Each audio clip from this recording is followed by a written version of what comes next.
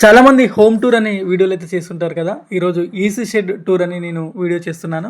దీంట్లో EC shed ఎలా ఉంటుంది అనే అన్ని వివరాలు మీకు చెప్తాను. ఈసీ షెడ్ బయట వైపు ఇలా ఎక్సెసర్ ఫ్యాన్స్ అయితే ఉంటాయి. దాని పక్కన మనకు ఇలా ఖాళీ ప్లేస్ ఎక్కువగా ఉండాలి. దానా బండ్లు కానీ, కోళ్ళు తీసుకువెళ్ళే బండ్లు కానీ రావడానికి. లోపలికైతే వెళ్తున్నాను. లోపలికి వెళ్ళిన తర్వాత మీకు చూపిస్తాను. ఈ డోర్ తెరవగానే దీని నిండా కూడా కోళ్ళు ఉంటాయి. మీరు గమనించండి, లోపల మీకు ఒక్క ఫీడ్ బస్తాగా కనిపించదు. టోటల్ మొత్తం అన్నీ కూడా కోళ్ళే ఉంటాయి.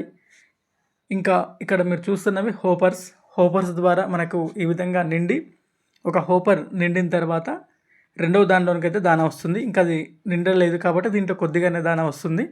ఇది పూర్తిగా నిండిన తర్వాత పక్క దాంట్లోకి దానా వస్తుంది.